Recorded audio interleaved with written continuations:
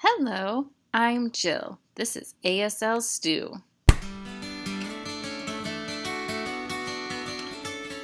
So today I wanted to kind of tell you a story. The reason I almost quit interpreting. So yeah, I actually almost was really close to wanting to quit interpreting, just overall. And you might be wondering why, because, I'm involved in this channel and I support interpreting that way. I interpret at a school and a lot, but I kind of wanted to maybe warn people, or I don't know, a PSA for all of you interpreters, especially younger interpreters, not to, I guess, get stuck or make the mistake I did. Let me explain.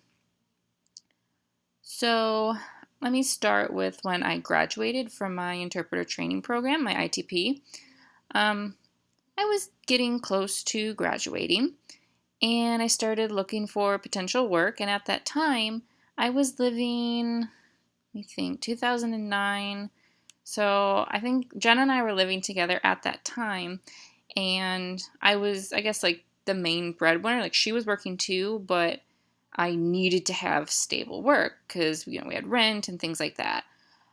So around that time, I'm trying to look for work and I graduated from RIT and I thought maybe I would try to get a job there, like full time, nice benefits, a staff, stuff like that.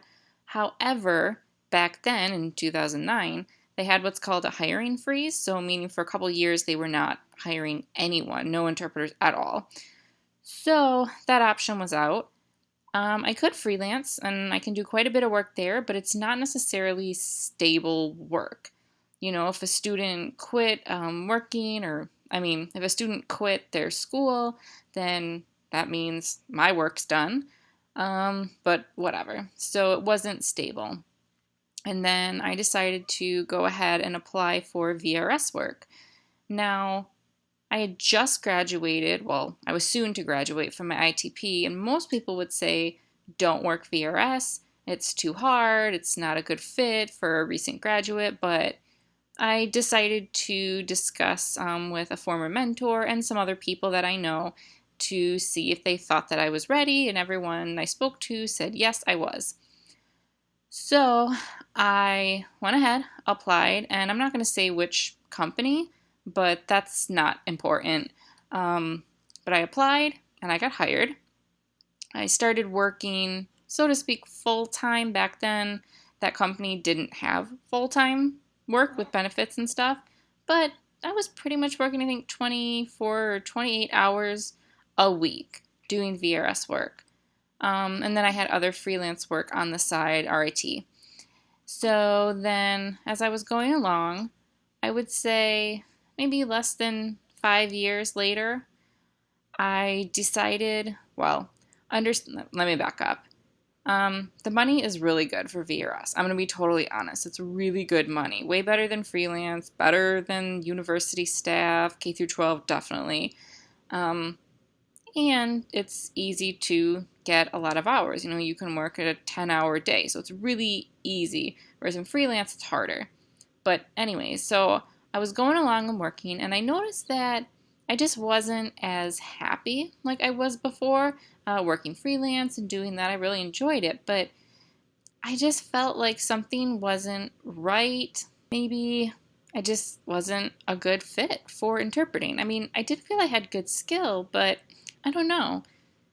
And then I just really started to hate work. I didn't like interpreting. I didn't want to go to work. I just felt crabby and I don't know. I was having a lot of issues. And I thought, well, maybe I just don't want to be an interpreter anymore. Maybe I want to just work with deaf people or do sign language, but in a different field. So I actually went back to school, not at RIT, but at a different local university. Went through there. I got a second bachelor's degree. It took me 2 years part-time. So I got my bachelor's degree in anthropology. Got that. Thought maybe I would be involved in archaeology because I had actually went and done a dig in Jordan, the country of Jordan, and I really liked it. Or I thought maybe just do something general with anthropology, maybe get a master's. But then I started thinking, I was like, why do I want to stop interpreting? I have skill and some things I like, but what is it that I just don't like right now? So I really took a look at myself and I thought, you know what? I just don't like VRS work. And again, it's not the company that I worked for, they're great. But just in general, the VRS industry does not fit me at all. For some people, it's great. They really enjoy it and they do it for many years. But for me, I just didn't like it, to be honest. And I'm not going to say the reasons, it's not important, but I just realized that I wanted to quit interpreting because I was working almost full time in a niche that I didn't like. And that meant mentally I wasn't happy. So I decided I needed to switch to a different type of interpreting. And at that time, RIT was hiring.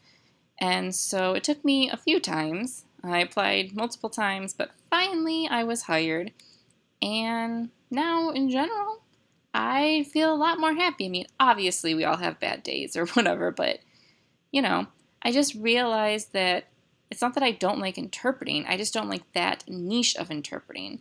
So I guess I wanted to tell you this story just to kind of warn you, or whether you're young in an ITP, graduating, a few years or many years experience, it really doesn't matter.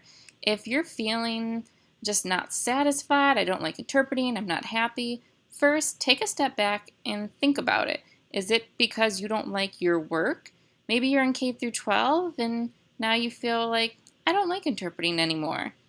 Maybe you need to switch to university work or freelance or medical or try and work so you can do legal or VRS. Something. There's so many different options for work right now. Don't quit right away or switch to a totally different field. I mean, if you want to, that's perfectly fine. You do not have to interpret for the rest of your life. But just think about it first. So that is the story of why I almost quit interpreting. I'm curious. Have any of you guys had a similar story, experience? You almost stopped interpreting, wanted to quit, and then you continued anyways? What is your story? I'm just curious if anyone else has had the same experience as I have. Or am I the only one? Hopefully you have enjoyed this video, and if you liked it, click like. Remember to subscribe and hit the bell so you know when the next video comes out. If you want to support this channel, we have 3 options. We have our ASL Stew merch store, where we have a bunch of different shirts, long sleeve, hoodies, cups, totes, really cool colors and sizes, so definitely check that out. Also, we have Patreon for a monthly donation and cool perks with that. And last is Ko-fi, coffee money, one-time any amount donation. Thanks so much and see you in the next video. Bye!